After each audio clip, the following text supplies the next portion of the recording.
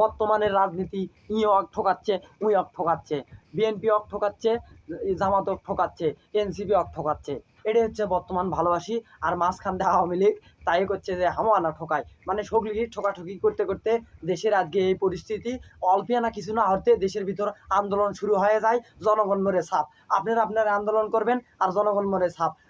আন্দোলনের কারণে মানুষজন কাজকর্ম যাওয়ার পারে না, সগলি সাইকেল টানে ধরে চাকা হাওয়া ছাড়ে দেয়। হ্যাঁ, আমাদের দেশে বর্তমানে কিছুই আমাদের অভাব নাই। কথায় কথায় যে দেশে রাজনীতি হয় সে দেশে, কথায় কথায় যে দেশে হচ্ছে যে রাস্তাঘাটে আন্দোলন করতে থাকে সেই দেশে আসলে উন্নত করা খুব কঠিন। বিভিন্ন রাষ্ট্রে দেখবেন, যদি কোনো বাইরের দেশে কোনো কান্ট্রির যদি একটা ভালো একটা রোড হয়, স্কুল হয়, কলেজ হয়, প্রতিষ্ঠান হয়, তখন কিন্তু অবশ্যই ভালো লাগে। কিন্তু আমাদের বর্তমান বাংলাদেশে এখন পরিমাণ হিংসা রাজনীতি শুরু হয়ে গেছে।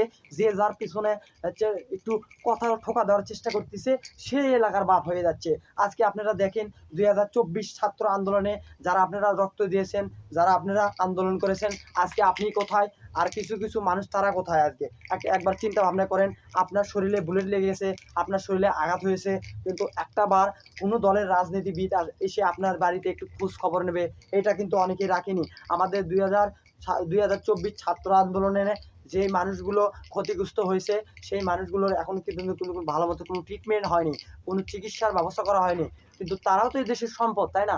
আমাদের দেশে যদি সকল ধরনের রাজনীতিবিদ, যদি আমরা মন থেকে হিংসা থেকে বাদ দিয়ে যদি আমরা আবার সুষ্ঠু একটা সুন্দর একটা রাজনীতি গড়ে তুলতে পারি, তাহলে অবশ্যই ভালো লাগবে। বাইরের দেশের কান্ট্রি বলেন, যে কোনো আন্দোলন হলে কিন্তু মোবাইলের মাধ্যমে অথবা কম্পিউটারের মাধ্যমে বা অনলাইনের মাধ্যমে আন্দোলন করে। এক সময় দেখা যায় হচ্ছে যে সেই নেতা কিন্তু পদত্যাগ করতে বাধ্য হয়। কিন্তু বর্তমানে বাংলাদেশে হচ্ছে যে এই আন্দোলন করার কারণে কিন্তু অনেক রাস্তাঘাটে যেসব অ্যাম্বুলেন্স আছে, অসুস্থ মানুষ যারা যায় তাদেরকেও ঠিকভাবে যাওয়া মতো করবে দেয় না। কেন? আপনি মরতেছেন ভালো কথা, আপনি আন্দোলন করতেছেন ভালো কথা, কিন্তু তাই বলে একটা মানুষের রাস্তাঘাটে যে আপনি রাস্তা আটকে ধরবেন, এটা তো আসলে জনগণের ক্ষতি, এটা আরও 10 জনের ক্ষতি পারে।